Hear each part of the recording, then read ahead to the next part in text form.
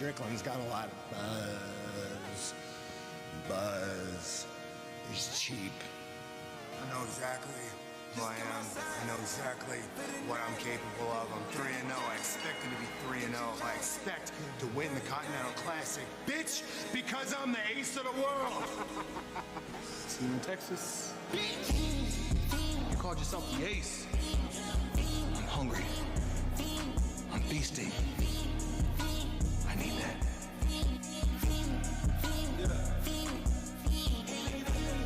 Yeah, I'm willing to do whatever it takes to win. At all costs, it don't matter who's in my way. Remember that, all right? Good. Me too.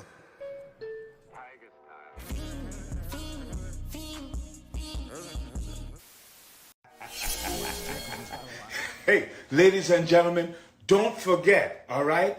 Make sure you log it in and you remember to check out my good friends over at the Broken Table Podcast live on YouTube.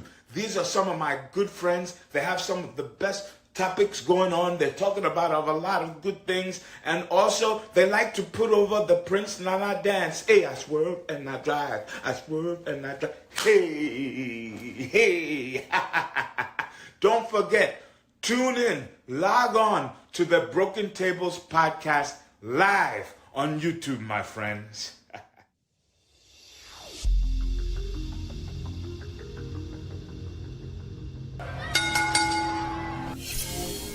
What's going on, everybody? Welcome to the Broken Tables Podcast. I'm your host, Jeffrey Vegas, here as always with our co-host, Rome. How you doing tonight, sir? I'm doing pretty good. That's excellent to hear. Excellent to hear. Happy holidays, Merry Christmas to everybody out there.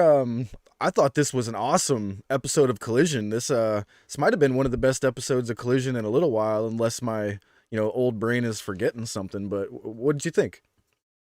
I thought honestly it was probably one of the better Collision shows that they've done. Yeah. I think all the matches were just excellent tonight. I mean, I think everything was just awesome. It was a great show with excellent matches. The promos were really good for the most part. Yeah, I think very highly of it. Yeah, absolutely. Me too. We did have a little bit of news kind of come out about some people possibly leaving AEW. Do you got that story up there? I do. Well, so first up, we had AEW Vice President, Chief Marketing Officer is departing the company. He was one of the founding members of AEW. Raphael Morphy, the company's inaugural Vice President of Live Events and Touring, taken a senior executive position with Brooklyn, New York's Barclays Center, working on both booking events for the arena and working for the Brooklyn Nets ownership team. So I mean, that was the first one, which, in terms of like marketing and stuff, I mean, let me get to the other one and then I'll give my thoughts on it actually, because I do actually have some thoughts. The second one being that, both Fightful Select and Raj Giri, which, by the way, fuck Raj Giri, have learned that as things stand, Chief Marketing and Merchandising Officer Dana Massey is set to finish up with AEW as well.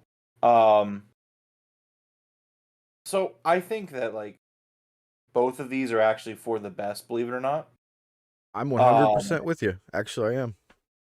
Specifically, Matt Jackson. Look, I think that, and we actually talked about it a little bit last week. It was really funny. We talked about it last week on, Unintentional. Yeah. Or on Wednesday, where we were talking about the merchandising. I think that it's one of AEW's biggest shortcomings as a company is that their merchandising, not the actual merch itself, but the way it's distributed, the way it's sold. When we go to AEW shows, 9 times out of 10, the selection really leaves a lot to be desired. Yeah. With as many people in this company, like, the thing about AEW is everybody's got a shirt, everybody's got merch. Even people that are on a TV have merch. Yeah. So it's like, when you go there and they have like 5 selections, it's like, man, you could easily double that number. And I don't know, like maybe she's not in charge of it, and then I'm wrong to say it, but I mean, I think AEW really needs to improve in how it distributes its merch. The kind of merch that we see at shows, like it's been a common thing with AEW. So I mean, I just think that it's for the best to let the company grow up a little bit in a sense of Exactly. That's exactly people what I thought. in power, like in leadership. That's a great way to put it too. Let the company grow up a little bit. That's a great way to put it. I thought the same thing. You know, those guys have been with the company since it started. And, you know, even with the company I'm with, all of our, like the bosses who were some of the original founders, they're all gone. You know what I mean? Company came in, bought it, they stayed for a year or two, and now they're gone. You know what I mean? So you know, it is what it is. But let's say hello to everybody in chat real quick. We got Michael Duke saying Merry Christmas, everyone. Queen Nat is in the chat as well. And Chris LeClaire, Merry Christmas to you as well. Yeah, thanks, Chris. Thank you, everyone. Merry Christmas as well. Absolutely. Yeah, like you said, I think these two people moving on in their careers I think it's best for everybody, to be honest. That gentleman's becoming I guess the booker for you said the Brooklyn Nets. Like that's a big deal. You know, that's a professional NBA basketball team. And you know, Matt Jackson's wife, I'm imagining their kids are getting to the age where they want to, you know, kind of start hanging out with them before they get too old, you know what I'm saying? So I mean, possibly. kind of like Danielson saying, you know, once his daughter turns 7 or whatever it was, he's getting to the end of his career. See, here's the thing, right? And Nat kind of also wonders if her leaving is indicative of the Bucks. I know. And here's the right, like here's the problem, and it's going to continue to bother me to no end. I don't understand, and like again, I think a lot of this right now is leading into a work, but at this point, who knows? Because nothing is a work apparently. Yeah. I don't understand what the Young Bucks' problem would be at this point. And it kind of makes me not like them. If like you got paid an NBA player, you like their words, not mine. They went on the Swerve podcast and like we're making the money that like top NBA guys.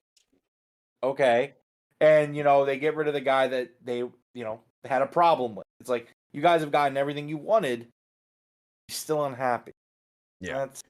That raises an eyebrow. It's just like, well, what more do you like? What more do you need or want at that point?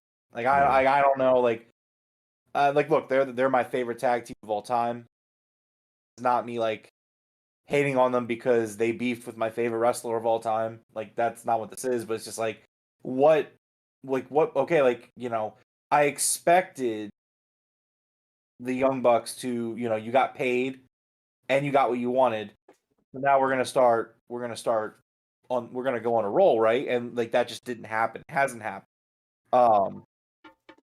And now it's just like, what's the point? What are we doing? So I mean, it's probably a storyline, but not a very entertaining storyline. Yeah, I'm not a big fan of some like teasing you're leaving the company type stuff. But you know, it's been happening throughout wrestling history. It's just kind of it hits a little different now because you know, when someone leaves AEW, it's only looked upon like in a downwards way towards AEW, you know what I mean? Well, but and that's the problem. And I think that like if this is just a storyline, I think it's one that Tony Khan needs to understand and really kind of grasp the situation. The situation being that they're losing a perception war in pro wrestling. Like, yeah, they just are. Like and look, like That's I a love great way to put AEW and I don't like WWE and I'm not going to watch WWE on a regular basis. That's not like like I think anyone who loves AEW, like you have to be able to like look in the mirror and feel like diagnose what's going on and like look, like AEW is putting out the better quality show week in, week out, you know, bell to bell, like promo to promo, like AEW is the better show. But perception, like again, I feel like I say this a lot because I say it a lot in the game room as well. But perception is so important. And WWE is absolutely fucking slaughtering AEW in a perception war. Like, it's just what it is. Like, they're a hot promotion right now. Doesn't matter if they're good or not. They're hot. And like you said, You know, it's like whenever someone leaves AEW, it's looked at as a negative thing. And, you know, you can maybe attribute to it starts with Cody Rhodes. You can attribute it to a bunch of things. You know, CM Punk gets fired, goes to work for WWE now. How does that make AEW look? The fact that Punk can bury the hatchet with Triple H and all them, but he couldn't work with the Young Bucks and Tony Khan, like perception-wise, what does that tell you? Doesn't mean it's factual, but what does it tell you perception? Yeah. You know, you can go down that list. Like, okay, what's going on with Mercedes Moné? What happened? You teased her in January, one of your all-time worst decisions ever, and now here we are. Like, she's like, plans aren't even like there are no plans. Like, what happened? So now the perception, of course, you go online, you go to talk to fans, and they're like, "Yep, Sasha's coming back. She's going back home." Like that's the perception. You know, and I think Vince disappearing really did change things, man. Like I haven't even seen his name mentioned in a while. Have you? No, and again, that's also part of the perception. It's like I was reading something on Twitter the other day about like the Insomniac hack, again, gaming stuff, and like someone in one of the tweets, completely unrelated to wrestling, but it's just like, so this person said, "Not since Vince McMahon got canned have I been so happy," or I forget exactly the concept. Yeah. I think it's because like they were excited about like the Marvel plans that Insomniac has coming out, and like I'm like, but like that's how people feel. It's like it's a perception thing where it's like it doesn't matter if Vince is still in the company, still making money, still has shares. None of these things matter. What people look at is the perception of Vince McMahon's gone. Triple H is booking the show, and right now he's kicking shit out of AEW in a perception battle. Like they're those Dynamite like it's just 1 week, but that Dynamite rating. Yeah, that was odd. That rating was so down. I don't know what was going on there, but I was kind of shocked that it was a bad rating because I thought it was a good Dynamite. There was only like 1 or 2 segments that I was down on. And funny, so now I actually was going to bring up the last thing I was going to talk about with perception was this whole thing with Julia, where you know she's like she's going to go to WWE most likely, and the news making the rounds this morning was that like Tony Khan didn't even have a conversation with him, you know, and it's just like like here's the thing, right? I understand you just brought in Mariah May, and like you know, Backup Hangman on Twitter was like kind of like laying out how they feel about the women's division, and I totally understand that. Like, and I agree. I think AEW has a very strong women's division that, while additions would be great, does not necessarily need additions at this. But again, it's all about perception. You know, Julia is a star. Okay, like I don't watch it regularly. That you know, like Japanese wrestling, I just don't have the time. But I've seen enough. I seek out enough to know that she is a star. And for AEW, for Tony Khan to not even consider having a conversation, it's like to go to baseball, right? Like Yoshi Yamamoto, big pitcher, signed with the Dodgers. Yeah. You know, the Phillies were a dark horse to get Yamamoto, but what did they do? They did the due diligence. Yeah. They called him. They met with him. They talked with him. They sent Bryce Harper to him. They sent Bryce Harper to him. You make an effort. You make an attempt. Yeah. You know, when the best player in the league or a best player on the free agency market is available, most times, most of the teams do due diligence and at least talk to the agent to see what's going on. The thought that Tony Khan did not even have a conversation at any point, that's insane. Yeah, I want to know if that's true, though. Like, I don't believe stuff the first day I hear it anymore, because it's been, you know, it's like the wild, wild west out there in wrestling journalism. Yeah, and that says it best. They gave up on signing her without even fighting for her. Giving up without a fight is not a good look. I agree. And it's just, I'd like to see Tony Khan come out and be like, that's not true, I called her. You know what I mean? Something like that, but we'll see. I don't know. I believe the reporting. You know, I just do. It just sounds crazy, though. Why would you not call one of the best women that's available out there? I don't know, man, but all I do know is perception's everything, and they're losing a perception war. David asked for going to wrestling. I was going to say, speaking of Philadelphia, so I've actually told the family, like, I'm not going to buy tickets, but if somebody wants to gift me some, I'll gladly go. That's kind of where I'm at now. I've said the same thing. I didn't say it for like Christmas or anything, but like I told Juhas, I was like, if you have a ticket, I'll go. I'm not paying. Yeah, I just now that I got a kid coming and it's it's coming quick. Yeah, can't afford the luxury of paying that much for a WrestleMania ticket, let alone two of them. I just still think the product is terrible. And this has been from someone who's begrudgingly tuned in to see Punk, has not I'm like again, like, you sit here and you don't watch the product and you say it's shit, right? And then you're like, okay, well, I think it was Juaz. He's like, you haven't watched in like years, like, and then I watch it. I'm like, nope, yeah, no, it's fucking terrible. No, I gotta say, Randy Orton returning definitely helped right that ship, though. Without Randy Orton and AJ Styles right now, that show was so bad. Yeah, man, it's just perception's everything. And right now, like the news that came out a couple hours ago that like Cody's gonna resign probably. People are saying he resigned Cody? back in October. Huh? Cody, you said? Yeah. I thought he already signed for like a million years anyway. No, I think his contract was coming up next year, I think. Oh, wow. Yeah, it was coming Has up it been next that year. long? My God.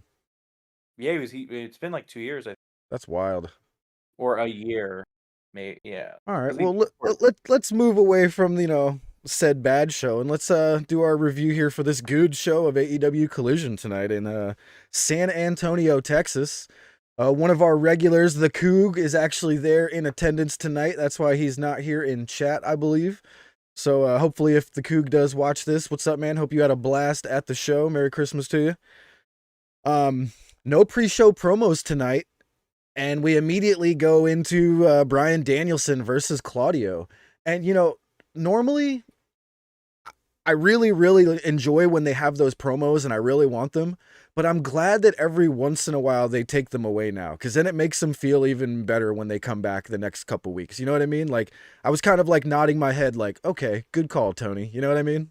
I mean, so while I love the show, something that I've thought about this week, and more so about Dynamite and Collision, is the cold open, right? And maybe this is a hot take. It might be. I think it is. I like having like the intro play to the show and like kind of get you going, get you worked up a little bit. Just kind of cold opening. Like sometimes I don't know. It doesn't. I do it doesn't too. vibe. It doesn't vibe. Totally do. So like I don't know. I don't know if everyone feels that way, but I don't know.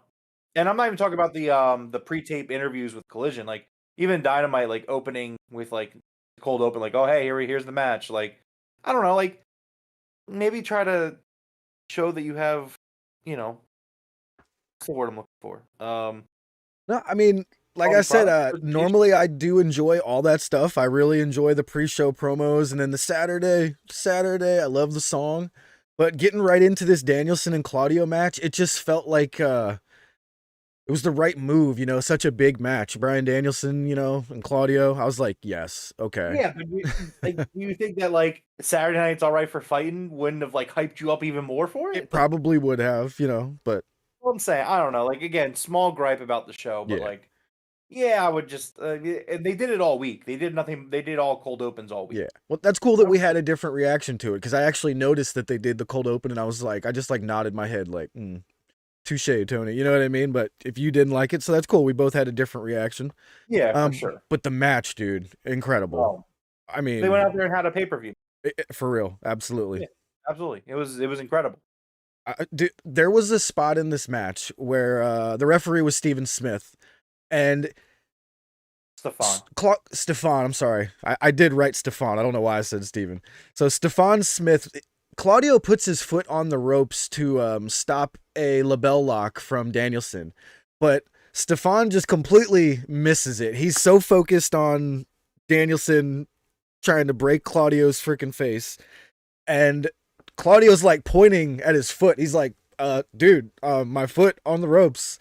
I thought that him missing this actually made the match better.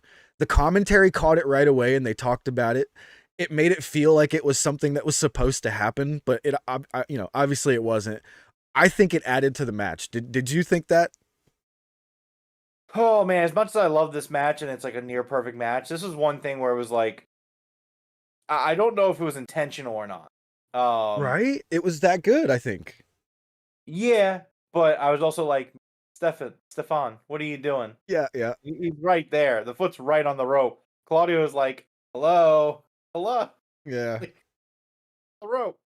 I don't know. Like the suspension of disbelief there was kind of interesting because it was like, well, I don't know if he actually missed it or not. Like he was so focused on like, so I mean, like I guess you're right. Like I guess it was a good thing. Yeah, I enjoyed it But afterwards. I was yeah, like, it that was made this weird. better. It I was love it. yeah. So, great match here. Claudio locks on a sharpshooter with about a minute left, and he holds it on for, I mean, a good 40, I think 45 seconds. They call 10 seconds, and he hits Danielson with a massive uppercut. Flips him over, goes to get the pin, and the bell rings at 1. The ref only gets to count to 1, bell rings, and we had a draw. Both guys get 1 point in the blue league, and this actually ensured Danielson gets 10 points, and he qualified for the blue league finals. That was awesome. I mean, the crowd was very, very mixed. You could hear cheering and boos in the crowd because of the draw. I think they wanted to get a winner here, but either way, Danielson, all he needed was a win or a draw to get to the finals. So I thought this was a fantastic way to do it, and great match. Blackpool Combat Club looking freaking strong as hell, man. And I think there was even a BCC chant from the crowd at one point. BCC, BCC. It was great. Next up, we had a awesome promo for Jon Moxley versus Jay White versus Swerve Strickland in the 3-way dance they're going to have. That's going to be freaking fantastic. Now, that's the finals of the Gold League, right? Yep, 3-way dance. So I like how one side has a 3-way dance and the other side just has a normal 1 versus 1 match. I didn't really think that would happen, but here we are. So I like that. Yeah, it's definitely an interesting. I mean, it makes sense. What else are you gonna do? So it works. It'll be a great match. The match is excellent. Yeah. Next up, we had Top Flight with Action Andrade versus the Acclaimed in the AEW Trios Championship match. Good to see the Acclaim back. This is the first time they got to defend those championships in about 45 days, I think they said. Obviously, this was due to the attack by the Devil when he threw them. Well, when I think it was Bowens who got thrown through the glass. Mm-hmm. And this was a great match here. I thought it was, having Dante back, he looks incredible. Dante's just unreal to watch in the ring when he's actually at his best. This was a fantastic match, but the Acclaim do pick up the win. And did the Acclaimed pull the tights there to pick up the win? I heard the announcers talking about it. I didn't seem to catch it. Yeah, they did. Max Caster did. Ooh. I don't know. So I'm curious here because obviously that would imply a tease of heel turn. I don't know how well a heel turn is going to work for the Acclaim at this point because the guy, like, they're so over. I know. The reaction you're getting there, I don't know what are you going to do to make them get booed? Have them attack the FTR. I don't think that would. It would just be like confusing, but I mean, yeah, I'm not sure what you could do to turn them heel. I don't think the fan base is fully in on FTR. I think a lot of the fan base is very split on it. So yeah, I don't think I would agree. And that says maybe the Acclaim turn heel again? Question mark. Like that's what we're wondering. We're just kind of wondering like how it would make sense. Like what do they do? Yeah, I just I'm trying to figure out how you would make it work, and I think the Acclaim, they're super talented. They're one of my favorite tag teams in AEW right now, or ever. So I just don't know what they can do. Like apart from like killing Billy Gunn, that's the only thing I could think of that they could do that could really get people against them. I don't know. Yeah. Like, I mean, more power to them. They can try, but I don't know how it's gonna work. What's up, Jose Concepcion? Welcome. Yeah, I don't know what they could do there, but it was just a little odd to see Caster, pull the tights to pick up the win there. I'm thinking that's going to cause some internal turmoil. I'm wondering if they're going to basically like kick Billy out. That'll probably be where it winds up at, but not too sure. Right. Hey, look at our that's cool. Our little emote was bouncing around in there. I got it all set up. How cool. All right, next up we had the FTW champion Hook with a really cool video package of him sitting on some steps. It looked like the steps somewhere in the Bronx in New York or something like that, in front of like a, one of the row home apartment buildings or something like that. And he cuts a nice promo on Wheeler Yuta saying, "You want to have a match with me under my rules in my hometown?" He's like, "Well, let's do this then." So it looks like we're going to have an FTW rules match at World's End, Hook versus Wheeler Yuta. I still haven't heard if they're going to be for the FTW championship yet, but I would assume so if it's FTW rules, wouldn't you? I would assume the same thing. Yeah, I hope it is, but I'm not sure. Next up, it was the Machine, Brian Cage versus Keith Lee in a freaking awesome big man match. If you're a fan of the big man's, big giant dudes meat slapping meat, here you go. This was great. The exchange of Hurricane Ranas at the beginning of the match was one of my favorite parts. They both attempted a Hurricane Rana on each other. It was awesome. Prince Nana introduces the Cinder Block again, which a year ago, almost to the day, is how they took out Keith Lee for about 2 months. But Keith Lee does pick up the win here with a massive BBC, the Big Bang Catastrophe. Keith Lee gets on the mic and essentially calls out Swerve, says he's going to come show up to Dynamite. This was great, man. Yeah, and that big meaty men slapping man meat. That's what I was going for. Couldn't get it out. Yeah, it was another great match on a great show. Keith Lee does the post match promo, and obviously they're having him go after Swerve. My only gripe with it is that do you think they waited too long to get back to Swerve? I mean, it's like Keith Lee says it himself. It's like a year ago you put me on the shelf, and then he came back 2 months later. You know what I mean? So he's been doing nothing for 10 months, just kind of wandering, being a guy in the locker room. Listen, and now all of a sudden he's like, you know what? That's Swerve Strickland. I'll just say that I'm glad it's finally going to happen, and it makes sense, so I'm not going to complain. That's pretty much where I'm at. I think, it's okay to critique.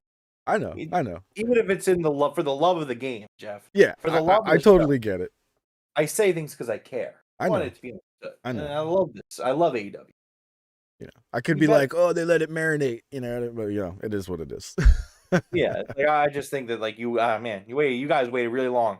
I think matches will be great. I think the program will probably heat up and it'll probably be good. If they never did it, we would be saying that a year from now, man, Keith Lee versus Swerve never happened. That really sucked, so. Yeah, but could you imagine the heat that Swerve got a lot of heat doing what he was doing regardless, but yeah, man, could you imagine a Swerve Strickland Lee feud coming right out of it? Been good. Been really good money. I agree. Money. I definitely agree. All right, next up, we had an interview with Toni Storm. She was being interviewed by Renee Paquette, and this was great. Renee Paquette was talking about Mariah May using the title belt to help her win her match against Riho, and she says, "Who?" And Mariah May was right there standing next to her. I love this whole idea that Toni Storm has no idea who Mariah May is, even though she's right there next to her the whole time. And I think Mariah May's first match might be a match against Toni Storm. They keep hinting at every time they talk about her first match, Mariah May's almost shh, you know what I mean? I love this. Love this segment. Loved it. There was a star in this promo. A real star shown through. And I'm talking about Mariah. Oh, I know. Oh, yeah. I wanted to swerve you a little bit there. Yeah. Because I love Toni Storm. I think Toni's great. Man, Mariah May. Everything Mariah May does so far has just So like I was on Twitter, right? And people are just like, people love Mariah. Someone said, hold on, let me see if I can find it real quick. So here's like what people are tweeting at Mariah May. Mariah May could stab me with a kitchen knife, and I'd thank her. Yeah. Mariah May retweeted that. Here's another one Mariah May retweeted. Mariah May could hit me with a car, and I'd probably thank her and then propose. Like, I might have to make some of those up and start tweeting them out. See if we can get her to retweet one. look, all I'm saying is people are shooting their shot right now. Actually. Yeah. Someone else said, Mariah May, I could take you away from all of this. My credit score is 810, and I can complete a no death run in Dark Souls. She retweeted that one as well. Someone else said, Mariah May, I have Legos. I have Legos. Mariah May is just retweeting the best tweets about her. In the dictionary, the word Riz has a picture of Mariah May next. Nice. Oh, this was fantastic. I'm glad she's catching on like this, because if she takes that belt from Tony here soon, that would be a great call. And I mean, you got to imagine if anyone who's a wrestling fan in the world who doesn't really pay too much attention to AEW, they're going to be like, oh, they have a new champ. Who? They'll be like, oh, okay, I'm watching next week. You know what I mean? Like, yeah. And Nat, I saw that one too. That was also a hilarious. Mariah May, I'm single. Merry Christmas. And she responded to it with, me too, bro. Nice. Jose in the chat speaking the truth, saying the Hardys need to change. Jose, I did not get to watch Rampage live last because it was my wedding anniversary, my 5-year wedding anniversary. So we went out to dinner. Happy anniversary. Thank you. But I didn't get to watch Rampage, so I caught up on it today when I got done from home from work.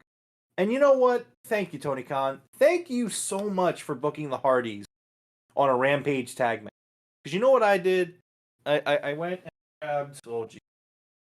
I went and grabbed this, my TV remote, right? And if you look on the TV remote, there's a fast forward button right there. I was like, bam. And if you hit it like 3 times, it goes fast forward times 3.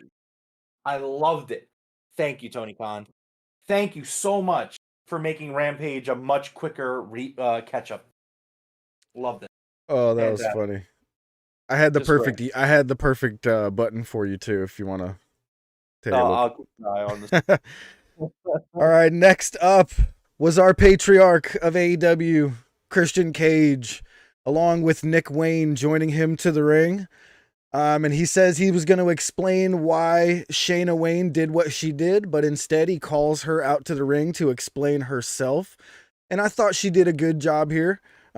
She basically explains how Adam Copeland basically tried to cave her son's skull in with the chair, so that's why she did what she did, which totally understandable.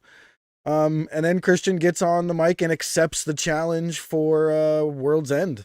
I thought this was great. I had a freaking awesome time here. Dude, this promo really, really good. So not Shayna Wayne. Shayna Wayne was kind of awkward, but it was okay. Yeah, it was great. It was great for what I expected. Here's something about Christian Cage that I wanted to point out, right? About Christian Cage and why he is a masterclass of worker in terms of like on the mic, right? So about a month ago, Christian Cage is doing a promo about Shayna Wayne, right?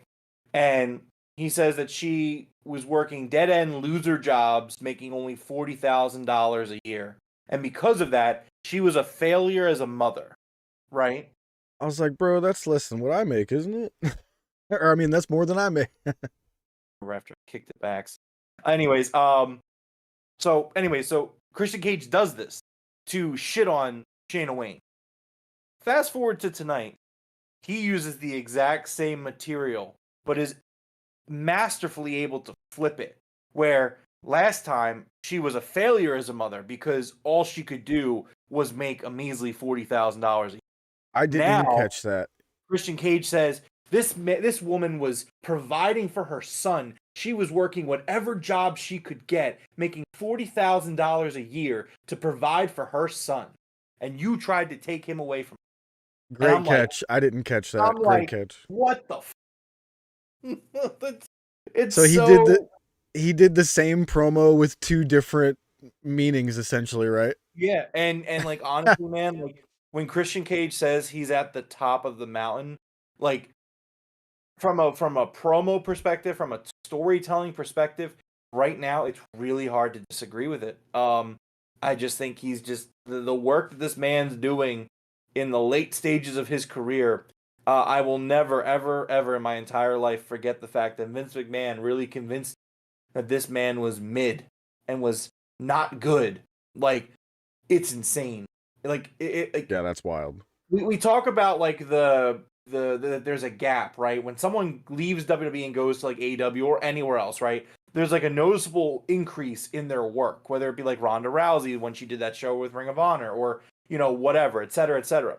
I don't know if there's a bigger gap between what they did in WWE and what they've done outside of WWE than Christian. Maybe I'm wrong. Yeah. Maybe it's like recency bias. I don't know. I can't think of anyone else. Maybe Moxley, obviously. Moxley's been superstar outside of WWE. Yeah. But yeah, Christian, this is the best work he's done in his career. I also love that Christian totally fucked Nick Wayne's mom. Dude, the way that he said it, he's like, and I left that pay-per-view with Shayna Wayne he called her the matriarch. So he's like, Well, my family is complete. He said, when I won that after I won that match, I scored again. Yeah. And Shayna Wayne's like blushing on the side. I'm like, oh my god. Oh man, that was wild. Absolutely fantastic stuff from Christian Cage here. Just excellent. Just excellent stuff. Next up, we had Lexi Nair with Ricky Starks and Big Bill. Big Bill says diverticulitis sounds like something that's made up, and I assure you, Big Bill, it is not. He said his uncle had some gingivitis. That was pretty funny. You know what I mean? Mm-hmm. And then Ricky says Kenny doesn't have the guts to face them. And man, the whole time I was just kind of like, this shit's fucked up, but it's funny. Yeah. It was enjoyable until the wet blanket that is Chris Jericho arrived. He's all right. I'm not going to take away from Chris Jericho, obviously, his legacy. Obviously, I'm not that dumb, but like, man, Chris Jericho's been so bad lately.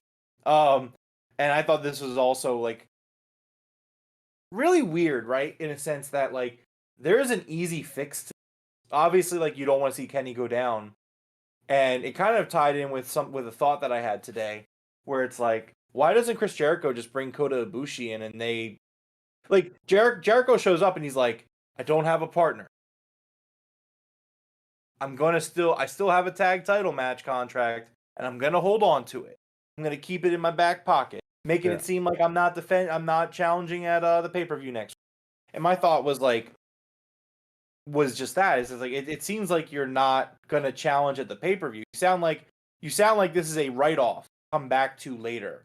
And like that's really weird if they don't have the tag title match still at the pay-per-view. I mean, Kota Ibushi is signed. He's all elite. I don't know. Did I say? Oh wait. Sorry, I was gonna say Nat. I was like, what? But then okay, Jericho. Yeah, that makes a lot more sense. Okay, did I say Christian or is she? No. She said the last 2 months it feels like Christian has lost his charisma, okay. And I was like, what? But then when she said Jericho, I was like, okay, that makes sense. Yeah, Jericho's definitely lost his charisma. Christian. Yeah, I saw her say Jericho, not Christian. I was like, did I say Christian? So no. Okay. I wanted to ask you something about this promo specifically here, because like you said, the wet blanket that is Jericho kind of walked in here. What would you think of somebody like Hangman or one of the Bucks stepping in, being like, we're gonna take Kenny's place? I just had a thought in my head, but I don't know if it would make sense. You know what I mean? Just call Kota Ibushi. Yeah, it's the natural move here. And so like I had this thought today, and it's not a positive thought, and it's also not even like, I have no concrete facts to back it up, but like, why did they sign Kota Ibushi? Because the team with Kenny. Yeah, no, I know, I get that, but like, you don't have to make him all elite. They gave him the graphic and everything. Yeah, that's true. Like, are they gonna do anything with Kota, or is he just under contract because he's Kenny's friend, and Kota Abushi is an excellent pro wrestler, should absolutely be signed, right? But like, are they actually going to use him? Like, Well, my guess would be maybe he's still in Japan right now, and this might have been sudden. And they're like, "Yo, can you get here?" And he's like, "No." I don't know. he can't get here in 2 weeks because Kenny went down. That's true. That is true. It is a while, but maybe they will do it. Because Jericho was saying like, "I don't know where it'll be. I don't know when it'll be." And I took it the same way you did. I thought that meant he's not going to do it at the pay-per-view, but maybe we're just getting swerved a little bit. Well, yeah, and that's the thing. Like, we have to wait and see because there is still a week to go of TV. They still have a Dynamite, a Rampage, and a Collision before we get to World's End. Maybe they do something with it, but the way Jericho was talking made me think that this program is being shelved, and we're doing unfortunately what Tony Khan always does, which is hold formation, everyone. Yeah, hold formation. I have a plan. Hold. Have a plan. Have a plan. We're gonna do it. We're gonna do it as soon as everyone's healthy. And it's like, or you could react to the situation and have again, you have Kenny call Kota Abushi and be like, "Hey man, you're under contract. We're gonna fly. Tony's gonna send the private jet to Japan. You're gonna be on it coming back. You're gonna wrestle on December 30th. After that, you can go back to Japan." It's like, look, man, you sign. What? Yeah. Like, that's the whole point of signing these guys. Like, they signed Shibata today, which was crazy. They got the graphic today. I don't know if you saw that. I did not. Yeah, they signed Katsuyori Shibata right before Collision went live. Let's go. And it's based off what New Japan said. It sounded like he's no longer affiliated with them, period, right? Oh, wow. Because, yeah, it was kind of a weird statement where New Japan was like, we wish Katsuyori Shibata the best with AEW. And like, again, like the wording all around was like really interesting. Whereas like, is he not going to work New Japan anymore? I mean, they weren't using him anyway, from what I've read. But like, you have you have Shibata, you have Kota Ibushi, like you have these guys. Like, hopefully, you're going to use them and not just let them sit with a paycheck in Japan. Yeah. Michael, good question. I was wondering the same thing. So it's just regular smoked kielbasa. Nice.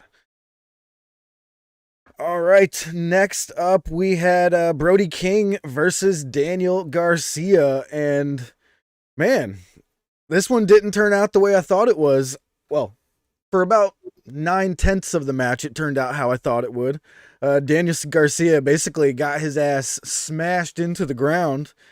And then all of a sudden, after an incredible kick out from the Gonzo Bomb, which I don't know if anybody has ever kicked out of the Gonzo Bomb in AEW. It's quite possible, but I'm just not sure. Daniel Garcia hits a wild like sunset flip roll up and picks up the 1, 2, 3. I was shocked beyond belief here. He knocks Brody King out of the tournament with this win. And man, I was absolutely shocked. Were you as much as I was? No, not at all. Actually, no. Oof. No, I wasn't shocked at all. So I like we talked about we've been talking about the gold league, right? And how, man, like, why are Jay Lethal and Mark Briscoe in this tournament? They're just gonna lose all their matches. And then you have Daniel Garcia in the blue league, right? And he's losing his match. But like, something I gotta give credit to, and I have a critique about it too, but I'll give the credit first. Daniel Garcia and the storytelling that he's doing, right? Like, in this, like, so he got the world title shot against MJF, and then he lost. And then he had 2 other high-profile matches, and then he lost those. And then he made it to the C2, and he lost every single match there, right? And the story that they've been telling, which is, Daniel Garcia saying, I'm going to be the pro wrestler Daniel Garcia. Mm-hmm. And this journey you see Garcia going on to find himself in this tournament and through these losses. Really fucking cool. I really love it. My only gripe, and it's something that, like, I wish we did better at this. So after all these losses, Garcia, he cuts these promos, right? And they're so good and they're so heartfelt and you can really feel what he's saying. And like, almost none of them have made TV, right? And Yeah. if you watch these promos, they embellish and they really enhance the story that's being told of Daniel Garcia and Ty. Oh my How dare God. you, sir?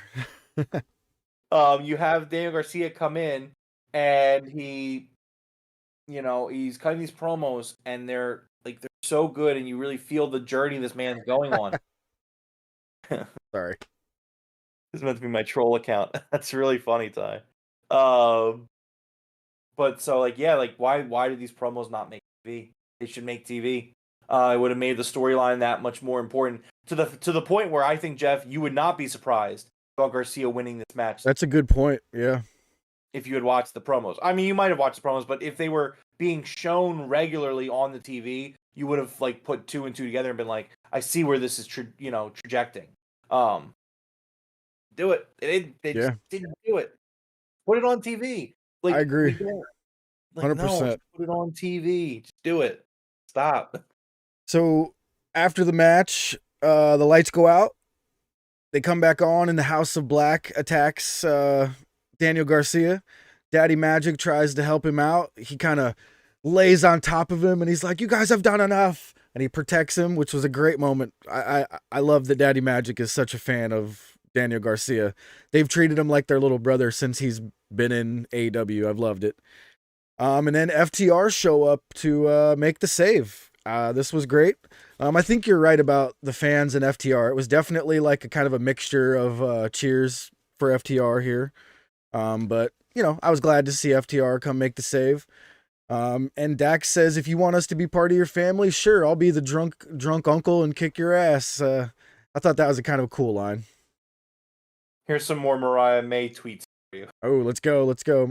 I need to make something for this. So, should I start saying who says it? Yeah, I'll say it. So Cardblade on Twitter says, wish I could play Fortnite with Mariah May for Christmas. He says, I can carry you, with the heart emoji. Yeah. But hands.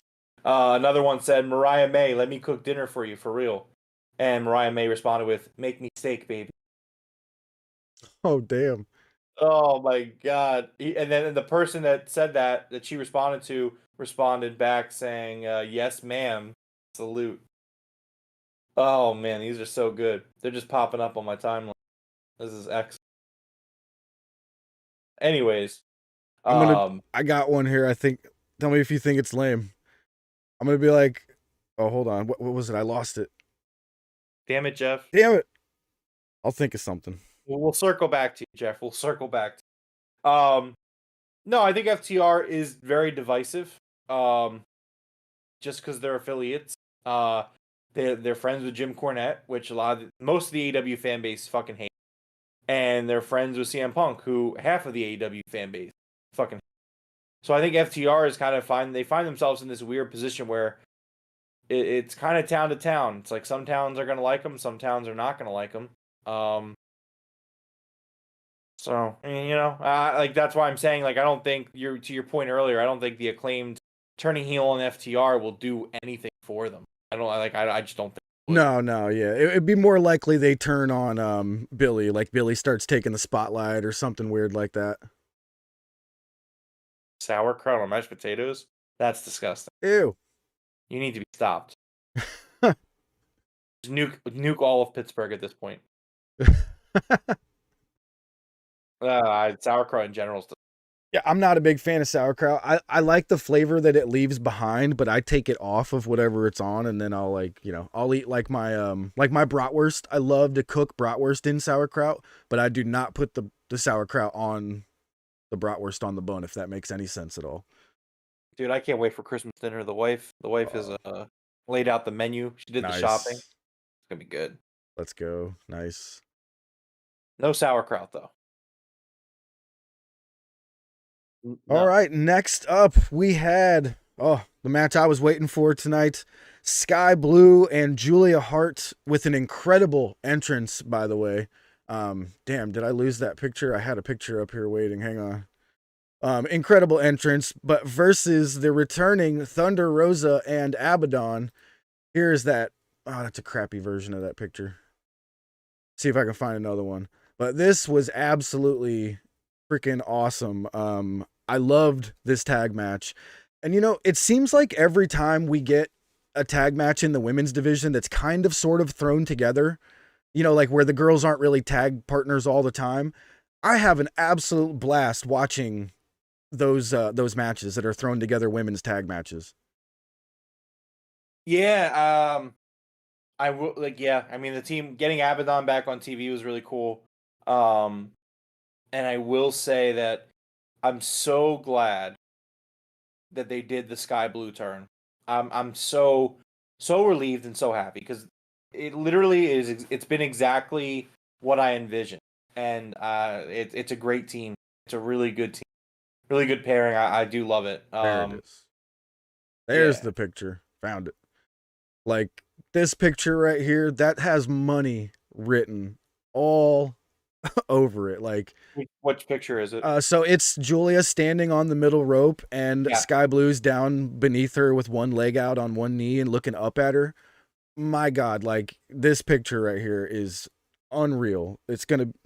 They got to make this team go, like, give me the women's tag championships. I'll say it, Yeah, I mean, I got to do my best not to sound like creepy Uncle Jeff. That's all I can say. I'm not really saying it in that manner. Like this looks like a tag team that will put viewers on the sheets. You know what I mean? No, I completely agree though. It looks like a money team. Yeah. So when Juliet comes out, right, she does her entrance, and I'm just obviously we've talked about it a lot, but when she's doing her entrance tonight, I'm just like, man, star power. The star power is so real with Julia, and just like her entrance and like the back, the Titantron behind her, like everything just looks incredible that she does. And I just think that Skye Blue, which I kind of hope they kind of change her name to Skye Black. I really love that Nigel line from last week. That's nice. Yeah, Nigel said it last week where he's like, Skye Blue, skies have darkened to Skye Black. I'm like, that's a really good name. Tony Khan, if Nigel did that like off the cuff, if that was impromptu, you should probably.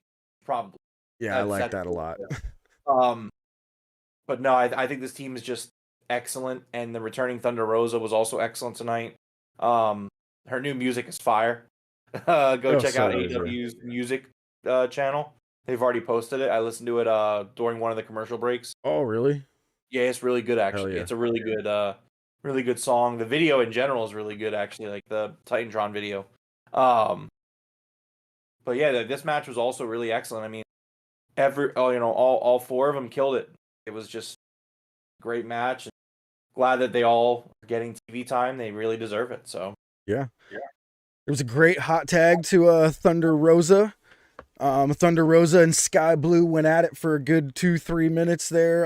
But Thunder Rosa making her return, hits a huge Tijuana bomb for the 1-2-3, and Thunder Rosa picks up the win here for her team. Excellent return. I actually really enjoyed it. And I kind of wrote down here, all we need now is Jamie Hayter to return, and this women's division will be perfect. Like, maybe that's a reason Tony didn't call Julia. Not really an excuse or anything like that, but man, I mean, give me back Jamie Hayter, and this division is absolutely stacked.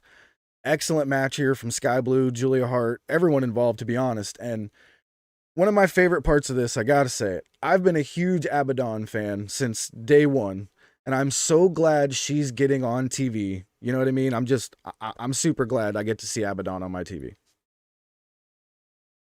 Here's another batch of Mariah May tweets. Lucha Flores says, Mariah May, I can pole dance. How do you spell Mariah May on there? Is it at?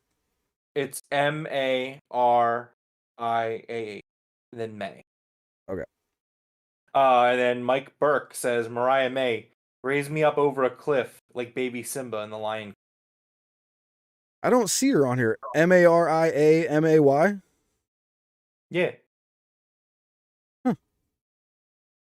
There's no H? Her actual Twitter handle is at Mariah May X. So there's an X at the end of Mariah. Okay. I don't know, Jeff. Maybe you're blocked. No, there's an H in it, right? Yeah. Yeah. There is an H. Now I got it. Okay, now I found it. Chris Leclerc wants Sky Blue, Julia Hart, and Abaddon as a trio. I actually thought about that today, Chris. When during the match, I was like, I wonder if they would put Abaddon in there. I think that would be an interesting pairing. I definitely wouldn't be opposed to. No, and if you could tweak Abaddon's character just a little bit where she's not like quite being the zombie dead girl, you know, and just give her that dark character that Sky Blue and Julia are rocking with right now, I'd be absolutely down, you know. Abaddon's done an amazing job over the past couple years of, you know, transforming herself. It's great. Yeah, I mean, if you follow them on Twitter, like the amount of like different looks that they do with like the makeup and the called the contacts in the eyes, like if they wanted Abaddon to play like a really serious, like creepy, like a more serious take on their character that they're currently portraying, like that would be like they could do it and they should do it. I don't know if they will, but that would be pretty cool. All right. Next up, we had the main event of the night, Eddie Kingston versus Andrade El Idolo, in an awesome main event, to be honest. Love seeing Andrade in this tournament here. This was kind of another shocker to me, I'm going to be honest with you. I expected Andrade to move to the finals in this, but Eddie Kingston, man, fights back like he does sometimes at the end of a match, and he hits 2 double back fists and then winds up hitting that huge driver of his. I'm not sure what that's called. Do you know what it's called? He uses it so rarely, I forget the name of it all the time. I have no idea, but yeah, he uses it so scarcely that I just can't remember the name, but that big driver where he picks him up over his head, like Sunset Driver or something, I'm not sure, but it was fantastic.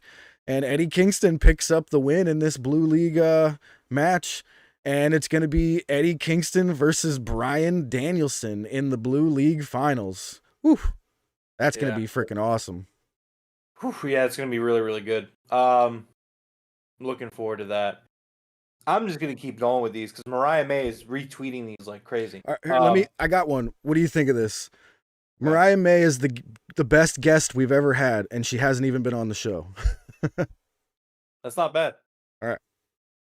And then be like, if she wants to be on the show. So Jalen Reeves tweets, and remember, these are all retweeted by Mariah May. I would personally let Mariah May sacrifice me to a volcano. And then Kadeem says, I really need Mariah May in my life, bro. She's retweeting all of these. It's very good. Very entertaining. Wonder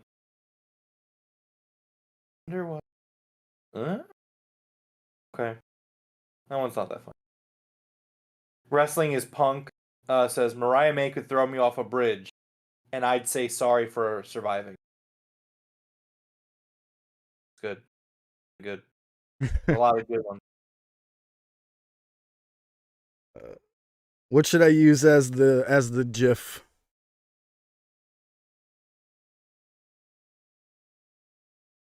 Don't even use a GIF. Just keep it simple. What it says. Keep it simple, stupid. All right. That's what they say. Yeah, so there it goes. I just sent it out. I guess we'll see what happens. And a lot of these, like, they're not adding her either. So she's like searching her name on Twitter. Oh wow, okay. I added her. Oh yeah, you don't even have to do that. Mariah May for president. I don't make the rules. I should have done that, Nat. I should have put yet. I left it at that. Jeff, just delete the tweet. Hurry, quickly. No. The lurker says, I want to take Mariah May to Tim Hortons for our second date. Timmy's. Wait, second date? What? That's hilarious. I had a blast in Canada, man. I'll tell you that much. Timmy's are everywhere. They're like Wawa's out here. Let me do like maybe one more. So this one says, Mariah May, I'm dedicating my next FIFA hat trick to you. That's good. Nice.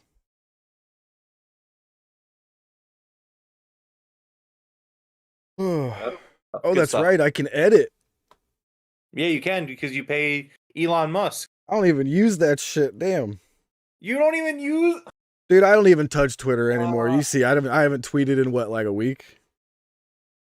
You pay for it. I paid, past tense.